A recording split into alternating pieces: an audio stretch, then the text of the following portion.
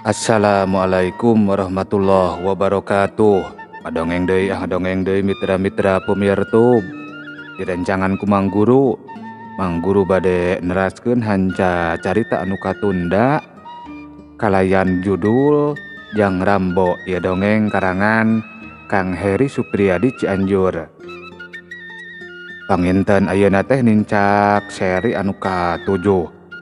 Sok sanaos ieu dongeng digarap ku Mang Guru kalayan sing sarua basajan. Mudah-mudahan sasieun sabeunyeun sing ngajantenkeun panghibur kana kalbu, pangbeberah kana manah. Supados teu nyangkolong kana waktos, mangga urang sami-sami ngabandungan deui kumaha jujutan ieu carios. Sok kaparayun sadayana.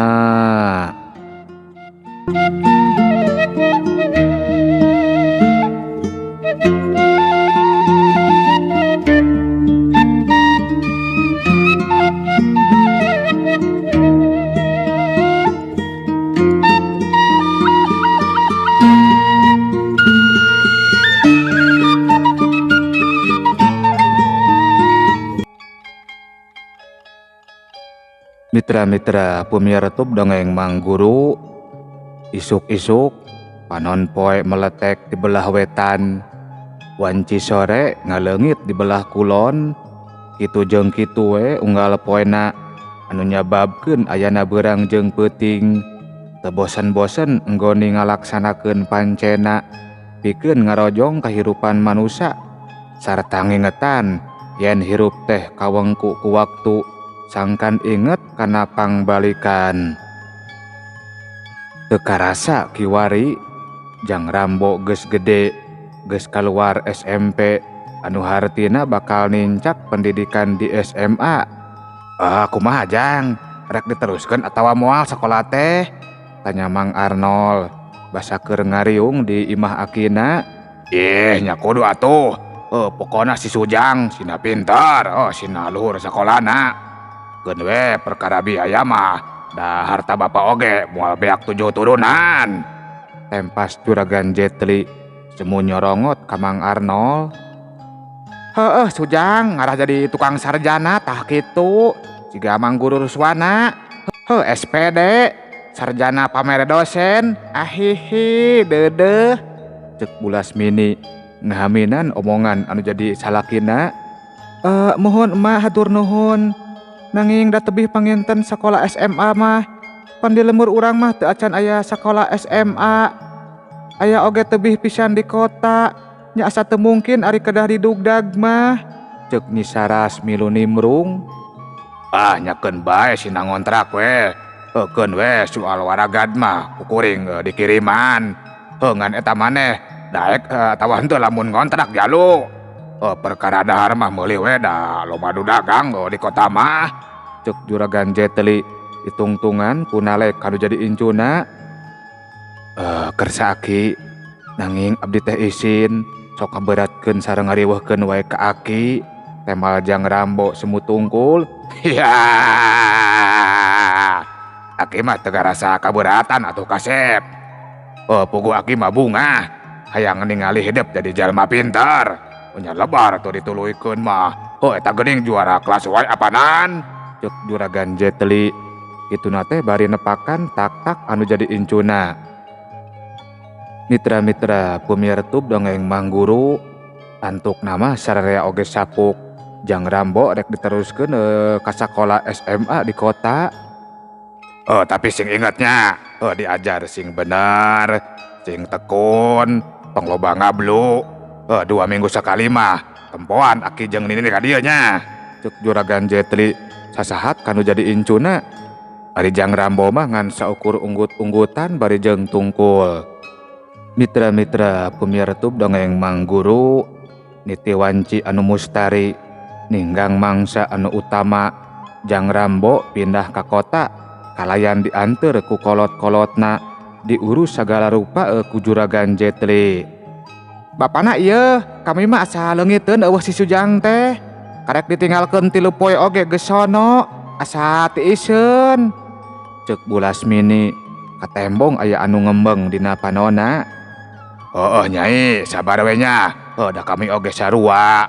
Tapi pan urang oge kudu ngarajong anu jadi incu. Doakeun we sing jadi jalma anu sukses.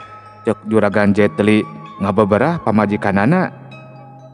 Ngan saukur biwir kitu soteh. Da ari hate mah leuwih-leuwih ti pamajikana banget ngarasa kaleungitanana.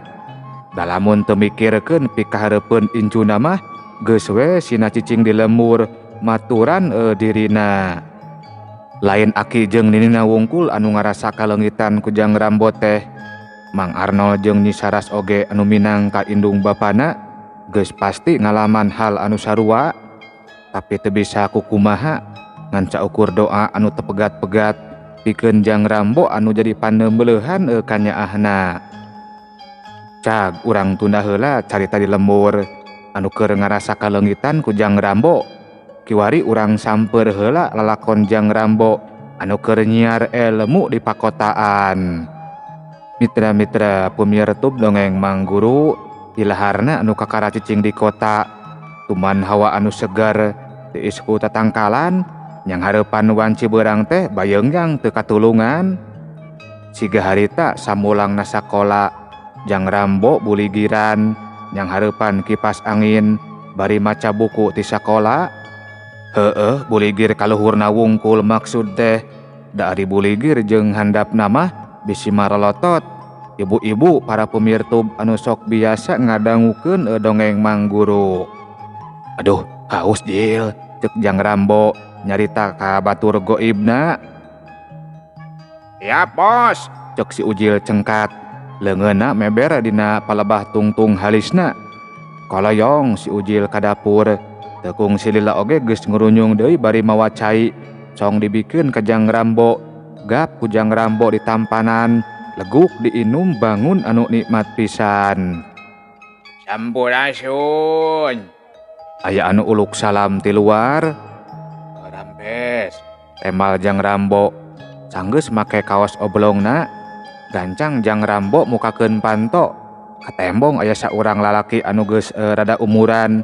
Keur ngajanteng di tepas imah. Bade aya keperyogian naon Aki? Mangga atuh kalebet heula. Cek Jang Rambo darehdeh pisan. Keun bae di dieu wae atuh Jang. Ari ujang anyaran kitu ngontrak di dieu nya. Tanya eta lalaki. Bade geek diuk dina paramik tepas. Mohon nembe tilu dinten Aki neraskeun sakola. Da di lembur mah teu aya sakola SMA. Temal Jang Rambo bari nurutan diuk dina paramik. Nya syukur atuh ari kitu mah. Ari jahar kumaha kitu jalu? Tanya eta lalaki deui. Meser weki di warung. Temal Jang Rambo ringkes. Atuh karunya teuing. Mahal nganjelkeun meuli ti warung mah atuh jalu. Jabak kudu kaharep heula. Jauh. Nya ari ngaran ujang teh saha? Cek eta aki-aki teteupna pinuh ku kakarunya.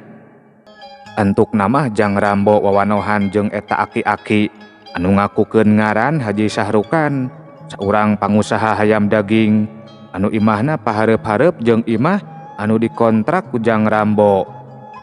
Lain kontrakan siga umumna anu dieusian ku Jang Rambo mah, tapi imah biasa anu disewakeun. Ukuran imahna sedeng aya 2 kamar. Kamar anu hiji paragi sare, anu hiji deui mah dijieun tempat pangsolatan. Jalu bisi ujang butuh keur nyamah-nyamah waragad sakola mah. Bari gawe we ji bapa. Cepira maraban hayam wungkul. Jeung bebersih sakali-kali mun parang pare sakola tah kitu. Cek Haji Sahrukan neuteup ka Jang Rambo. Sakedapan mah Jang Rambo ngan saukur ngahuleng. Tapi sanggeusna dipikir-pikir deui. Asa aya kasempetan sangkan teu ngaberatkeun teuing kanu jadi kolotna jeung tambah karasel samulangna sakola. Aduh, mohon atuh Aki. Abdi kersa damel di Aki.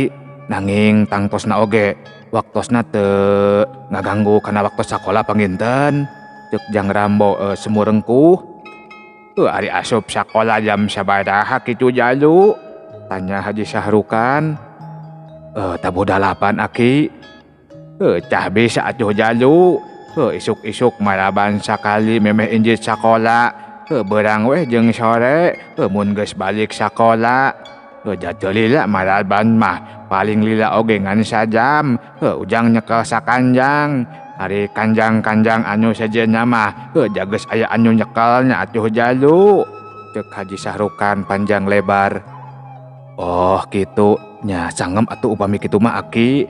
Temal Jang Rambo bari unggut-unggutan. Syukur atuh ari kitu mah jalu. Aki teh teu kudu nyeangan pagawe deui. Ti isukan mimiti gawe nya. Hayu ayeuna mah urang ka imah Aki heula. Ngarah nyaho tempatnya jeung cara-caranya. Cek Haji Sahrukan. Kituna teh bari cengkat tina diukna. Sanggeus ngonci panto, gedig Jang Rambo nuturkeun Haji Sahrukan. Sanepina ka anu dijugjug, Haji Sahrukan ngabejaan cara-cara gawena. Atuh Jang Rambo oge ngaregepkeun sakur-sakur anu diomongkeun ku Haji Sahrukan.